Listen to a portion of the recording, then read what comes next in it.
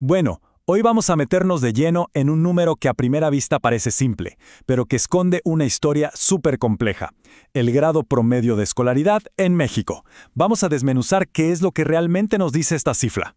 Y aquí está el número del que hablamos, 9.9 años. ¿Qué significa esto? Pues que en promedio, la población en México mayor de 15 años casi completa la secundaria. Es un dato que parece bastante claro, ¿cierto? Pero, como veremos, no es tan sencillo. Técnicamente a este número se le conoce como grado promedio de escolaridad, o GPE. Pensemos que es como el termómetro general que mide la temperatura educativa del país. O sea, el promedio de los grados que la gente ha aprobado en la escuela. Pero aquí es donde la cosa se pone interesante. La gran pregunta es, ¿un solo promedio puede de verdad reflejar la realidad de más de 120 millones de personas? La respuesta corta es que no, para nada, y las razones son muy reveladoras. La verdadera historia no está en el promedio, sino en lo que oculta. Ese número es solo la superficie. Por debajo se esconden unas brechas enormes. Por un lado tenemos la cifra nacional y por el otro las realidades que son completamente distintas para diferentes grupos en el país.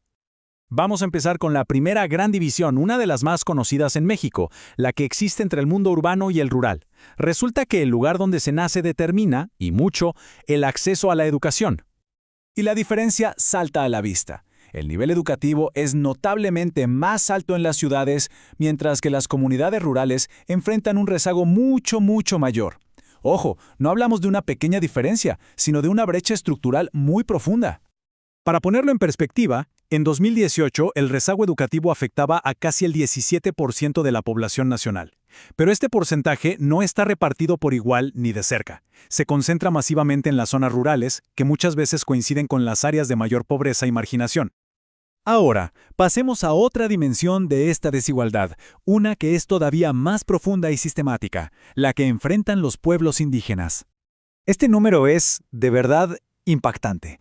Una diferencia de 25.7 puntos porcentuales. ¿Qué quiere decir?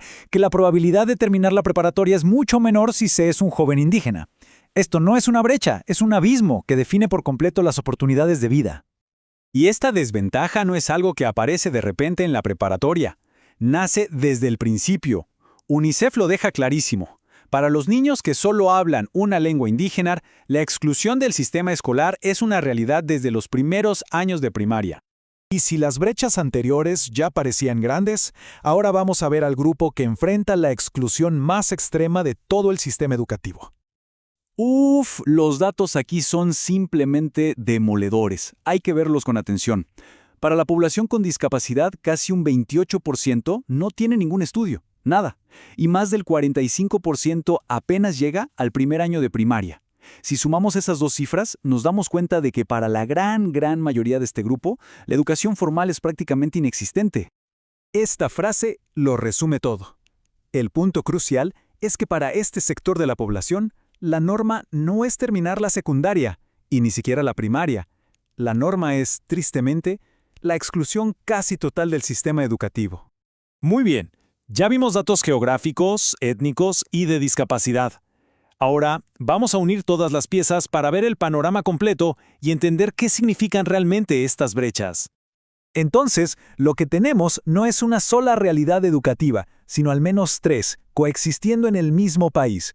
Una marcada por la geografía, otra por el origen étnico y una tercera, la más dura de todas, definida por la discapacidad. Y con esto volvemos al principio.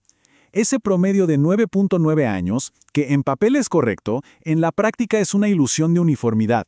Es una cifra que enmascara desigualdades profundas y sistémicas que determinan el futuro de millones de personas. Lo que nos deja con una pregunta final, y bastante inquietante. Si la educación define el futuro, ¿podemos de verdad hablar de una sola nación cuando existen múltiples futuros educativos tan radicalmente distintos y desiguales desde el momento en que se nace?